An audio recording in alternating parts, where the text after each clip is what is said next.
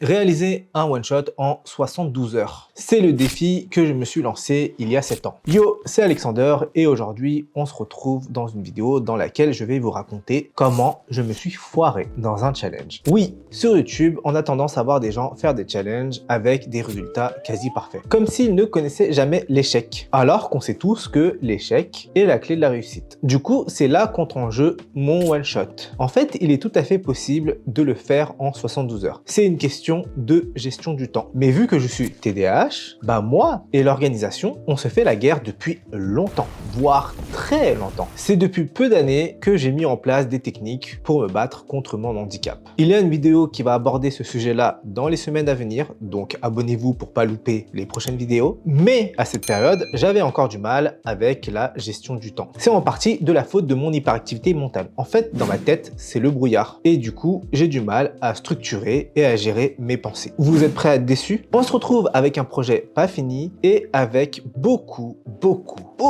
d'axes d'amélioration, pour ne pas dire nullité. Pour commencer, l'histoire, c'est un de mes rêves. Oui, je fais des rêves chelous, oui, je les note, oui, ça peut toujours servir pour plus tard. L'histoire se passe dans un monde où il y a des créatures cheloues qui apparaissent du jour au lendemain.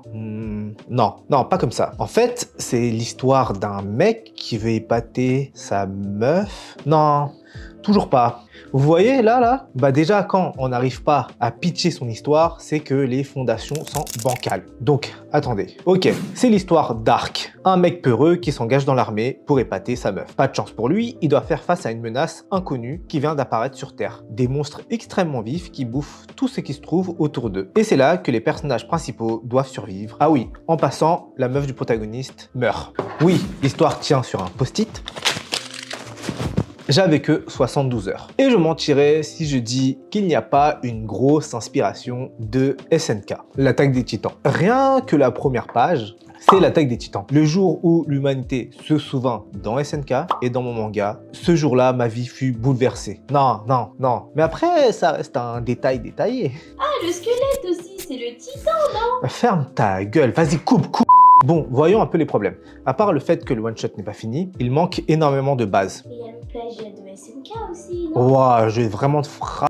J'ai pas respecté les règles d'écriture. Là, par exemple, je ne guide pas les lecteurs à travers mon trait. Genre là, et la typo, elle est claquée. Après, le chara-design, je peux me jeter des fleurs. En fait, en 72 heures, c'est difficile de créer un univers clair. Les personnages sont flats. Par exemple, Jeanne, à part être la meuf du personnage principal et de mourir, elle ne sert à rien. Et Stark, lui, il est amené de manière random. Et il y a plein d'autres détails comme ça. Pour faire une bonne histoire, il faut passer énormément de temps sur le storyboard. Chose que je n'ai pas fait. Je me suis attardé uniquement sur le dessin, mais un dessin, quand bien même il est bien fait, sans le storytelling, c'est de la merde. Bon, avec un peu de recul et beaucoup d'apprentissage, je sais comment régler ces défauts. Du coup, si ça vous tente que je fasse une V2, faites-le moi savoir en commentaire, mettez un like, abonnez-vous, partagez la vidéo pour ne pas louper la suite. Sur ce, je vous dis ciao!